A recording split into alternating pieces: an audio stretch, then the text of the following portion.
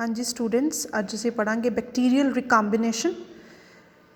सो की कह रहा है, genetic recombination is the formation of new genotype by reassortment of genes following an exchange of genetic material between two different chromosomes which have similar genes at corresponding sites. These are called homogeneous chromosomes.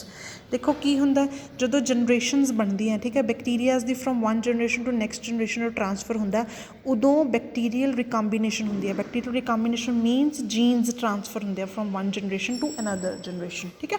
जो ये जो jeans transfer हुंदे आ, new genotype synthesis हुंदी आ, उसनूं बोलदे आ bacterial recombination, ठीक है। अगर genetic information one generation to next generation pass होएगी दैन ही उसनूं प्रॉपर कोडिंग मिलेगी, ठीक है, किमें DNA होएगा, किमें दा बॉडी स्ट्रक्चर होएगा, ईच एंड एवरीथिंग, है ना।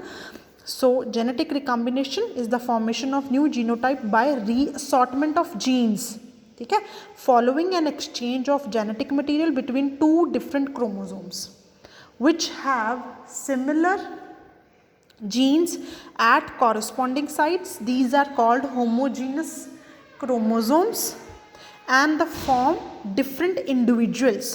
Progeny जो new generation है, form recombination have combinations of genes different from those that are present in the parents, ठीक है। जो न्यू कॉम्बीनेशनस क्रिएट होणगे, प्रोजैनी मीनस चिल्ड्रनस दे विच अगे नैक्सट जनरेशन दे विच उसका जिहड़ा ओवरऑल जो नैट कॉम्बीनेशन आएगा वो डिफरेंट होएगा फ्रॉम पेरेंट्स, क्योंकि दोनों पेरेंट्स का कुछ कुछ पार्ट कंबाइंड होकर न्यू जीन्स हो गए, ठीक है। इन bacteria genetic recombination results bye 3 types of gene transfer. जिहड़ी माइक्रो ऑर्गेनिजम्स हैं, बैक्टीरियाज हैं, उस दे विच जिहड़ी जेनेटिक रिकॉम्बिनेशन है वो 3 टाइप्स नाल जीन ट्रांसफर हुंदा तां पॉसिबल हुंदी। First is conjugation, second is transduction, third is transformation. जो कंजुगेशन है, it is the transfer of genes between two cells और बिटवीन टू सेल्स और daughter cells that are in physical contact with one another. जो दो cells ने जो physically contact with one another होंगे आ, उस टाइम जो जीन ट्रांसफर होंगे from donor to recipient. Donor मतलब जिसने जीन डोनेट किया, रिसिपिएंट जिसने रिसीव किया, but they are in physically contact with one another, it is called conjugation. Here is the diagram, ठीक है। एक साइड थोड़ा डोनर सैल है, दूसरी साइड थोड़ा रिसिपिएंट सैल है, दोनों एक दूजे दे नाल फिजिकली कॉन्टैक्ट दे विच ने। जो फिजिकल कनैक्शन है that is due to sex pilus, इस चीज़ में बोलते हैं सैक्स पिलस, ठीक है। इसका कुछ पार्ट इधर ट्रांसफर हो गया to recipient cell, this is conjugation. Next is transduction, transfer of genes from one cell to another by bacteriophage. Now what is bacteriophage? Bacteriophages are the viruses those affect bacteria, ठीक है। I'm again repeating myself. Bacteriophage is a virus which affect bacteria. एक virus हुंदा है जो bacteria नू effect करता है, ठीक है। इहदे च की हुंदा है, एक वायरस जो बैक्टीरिया के कॉन्टैक्ट आंदा है, दैन वो बैक्टीरिया का जो अंदर क्रोमोजोम है, जो उसका जेनेटिक मटीरियल है, उसनों डिस्टर्ब करता, उसनों डिस्टरप्ट कर दिंदा, तोड़ना शुरू कर दिंदा, जिस नाल eventually most of the cases की हुंदा, जिहड़ा होस्ट बैक्टीरियल सैल हुंदा वो खत्म हो जाता है, ठीक है। एंड जो वायरस है वो वाई बैक्टीरिया नू इफेक्ट करता, वो वायरस जो है वो बैक्टीरिया की बॉडी दे विच पैनीट्रेट हुंदा। किवें पैनीट्रेट हुंदा? देखो पहला ये गल समझो, उस तो बाद आपां पढ़ोगे कि ट्रांसडक्शन की है। देखो this is the virus. Virus की करता, बैक्टीरिया कोई भी न्यू एक नवे होस्ट सैल नू, कोई भी होस्ट सैल नू चूज़ करता, वायरस उसके कॉन्टैक्ट च आंदा उसकी सर्फेस के थ्रू, एंड अपना जो जेनेटिक मटीरियल है उसके अंदर ट्रांसफर कर दिंदा है। दैन जो जेनेटिक मटीरियल है अंदर जो रिसिपिएंट होया ना, इत्थे डोनर होया वायरस, रिसिपिएंट होया बैक्टीरियल सैल, होस्ट होया, ठीक है। होस्ट है, होस्ट असी जनरली किस नूं कहने जो साडा वेलकम कर रहा है, राइट। जिवें असीं किसी दे घर जाने आ तां जो रिश्तेदार है वो होस्ट हो गए, है ना।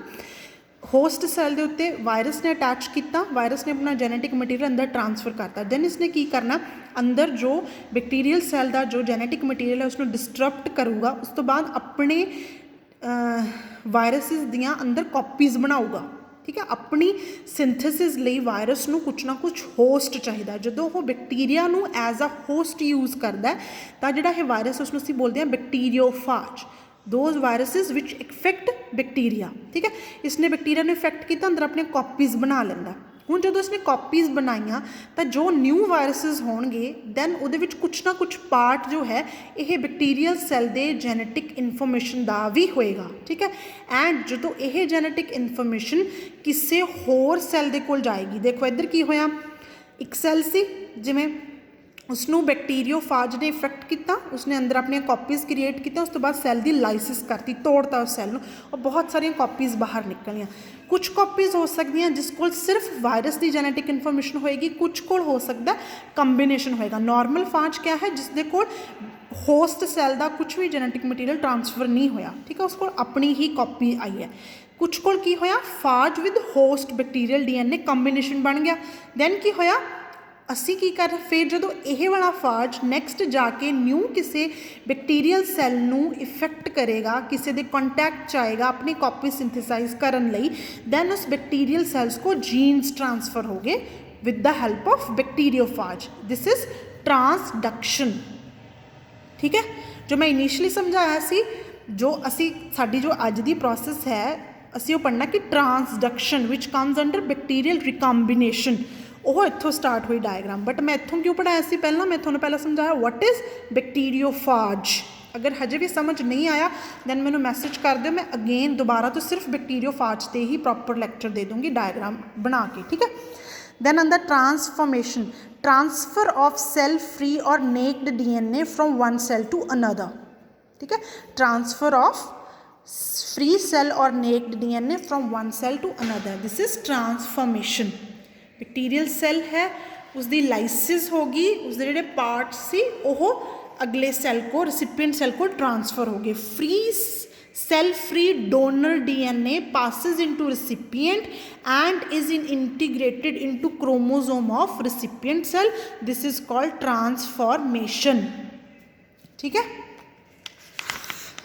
ओके हुण देखो तुसी आपां हुण आपां सारे दी अगे जो है एक्सप्लेनेशन पढ़नी है, how conjugation works actually, how transduction works actually and how transformation, ठीक है। सो कंजुगेशन दे विच देखो असीं इत्थे पढ़िया सी सैक्स पिलर्स, इसनूं सैक्स फैक्टर भी बोलिया जाता है, एफ फैक्टर भी बोलिया जाता है, सैक्स फैक्टर भी बोलिया जाता है, सैक्स पिलस भी बोलिया जाता है, ठीक है। जो एक होंदा डोनर सैल, एक है रिसिपिएंट, जिसने डोनेट करना इज डोनर, जिसने रिसीव करना इज रिसिपिएंट। एंड जनरली असी किवें लिखते हैं, F positive means donor cell, F negative means recipient cell. After conjugation process जदों एफ पॉजिटिव ने अपना DNA ट्रांसफर करता towards recipient cell, then that F negative becomes F positive और F, ठीक है। आ देखो कि लिखा ना, during mating of an F positive and F negative cell, the F positive cell replicates the sex or F factor, the copy of almost always transfer to the F negative cell, thus F negative cell usually becomes F positive during mating। साढ़े कोल if एक F positive है, एक F negative cell है। Positive कौन है, जो donate करेगा, recipient है एफ नैगेटिव, ट्रांसफर की करना एफ फैक्टर या सैक्स फैक्टर, किस दे थ्रू, सैक्स पिलस के थ्रू। दैन जो न्यू साढ़े को सैल्स आउणगे वो दोनों एफ पॉजिटिव सैल्स आउणगे, ठीक है बेटा। अज दे लई इन्ना, उस तो बाद फिर मैं तुहानूं नैक्सट अगे कल पढ़ाऊँगी, ठीक है। Thank you.